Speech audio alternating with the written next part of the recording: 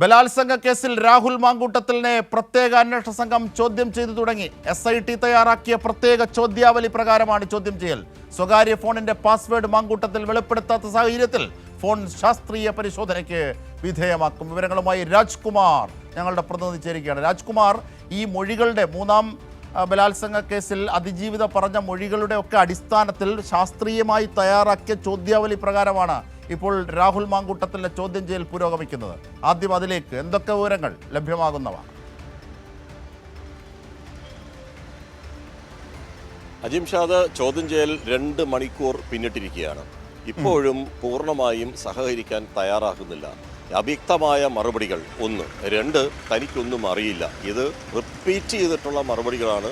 തനിക്കൊന്നും അറിയില്ല, ഓർമ്മയില്ല, എവിടെയാണെന്ന് അറിയില്ല, എനിക്കതിനെക്കുറിച്ച് അറിയില്ല, ആർക്കും എന്നെക്കുറിച്ച് എന്തും പറയാം, അതൊന്നും ഞാൻ ഈ ഉഭയസമ്മത കക്ഷി പ്രകാരമാണ് ഇതെല്ലാം നടക്കുന്നത്, അല്ലാതെ എന്നിൽ പഴിചാരാൻ വേണ്ടി നിങ്ങൾക്ക് ഒരു തെളിവുകളുമില്ല. ഇങ്ങനെ തുടങ്ങിയ മറുപടികളല്ലാതെ ഈ അതിജീവിതം ഉന്നയിച്ചിരിക്കുന്ന ഗുരുതരമായ ആരോപണവും പരാതികളും, ആ പരാതിയിൽ കൂടാതെ ഡിജിറ്റൽ തെളിവുകൾ, ചാറ്റ് ചെയ്തിട്ട് ഈ വധിക്കുമെന്നുള്ള ഭീഷണി, ഞാൻ താങ്ങും നീ താങ്ങില്ല എന്ന് പറയുന്ന ആ മുനവച്ചിട്ടുള്ള വർത്തമാനങ്ങൾ, ഇൻഡയറക്റ്റ്ലി വധിക്കുമെന്ന് പറയുന്ന അല്ലെങ്കിൽ ആ തരത്തിലുള്ള വധഭീഷണികൾ അത് മുമ്പും ചെയ്തിട്ടുണ്ട്, ഈ കേസിലും ഉണ്ടായിട്ടുണ്ട്. ആ ഏതാണ്ട് 25ഓളം മറ്റ് ചില വിവിധ ഘട്ടങ്ങളിലുള്ള ചാറ്റുകൾ ഇതുൾപ്പെടെയാണ് ഈ അതിജീവിത പരാതിയായി നൽകിയിട്ടുള്ളതും മൊഴി നൽകിയിട്ടുള്ളതും.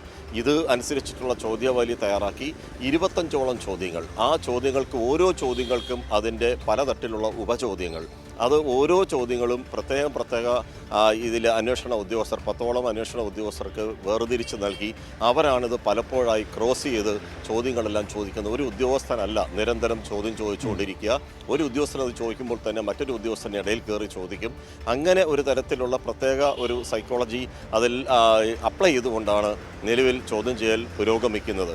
ഈ ഏറ്റവും പ്രധാനപ്പെട്ട ഒന്ന് മറ്റൊന്ന്, ഇതേ നിസ്സഹകരണം തന്നെ തെളിവുകളുടെ കാര്യത്തിൽ, തെളിവ് നശിപ്പിക്കാനുള്ള കാര്യത്തിലൊക്കെ നിസ്സഹകരണത്തിന്റെ ഭാവം രാഹുൽ മാങ്കൂട്ടത്തിൽ നേരത്തെ തന്നെ മുൻ കേസുകളിലും ഒക്കെ എടുക്കുന്നതാണ്. അത് ഇപ്പോഴും തുടരുകയാണ്. ഇവിടെയാണ് ഏറ്റവും പ്രസക്തമാകുന്നത് പോലീസിന്റെ ചടുലമായ അന്നത്തെ നീക്കം. റൂം പൂട്ടി 2 താക്കോലും കയ്യിലെടുത്തു.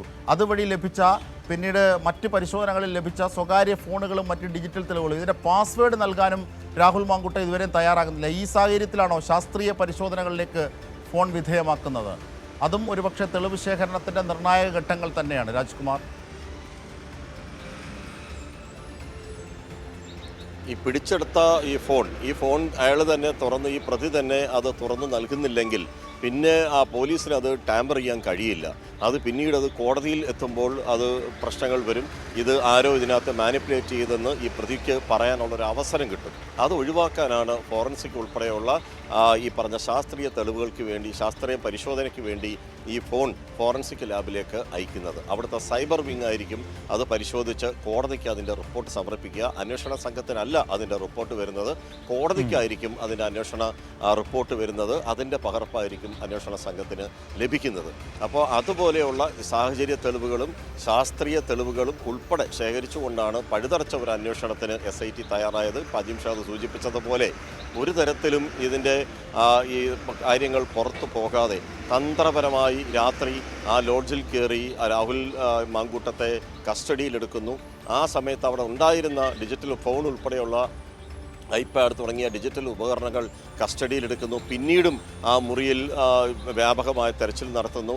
ഇയാൾക്ക് മറ്റെവിടെയെങ്കിലും ഈ സംസ്ഥാനത്ത് വേറെ എവിടെയൊക്കെയാണ് വീടുകൾ, ഇപ്പോൾ ഈ പത്തനംതിട്ട ജില്ലയിൽ വീടുകൾ ഉള്ളത് കൂടാതെ മറ്റെവിടെയെങ്കിലുമൊക്കെ ഉണ്ടോ, വടകരയിലുണ്ടോ, ആ ഫ്ലാറ്റ് ഏതാണ്, തുടങ്ങിയ പലതരത്തിലുള്ള അന്വേഷണം ഇപ്പോൾ പുരോഗമിച്ചുകൊണ്ടിരിക്കുകയാണ്.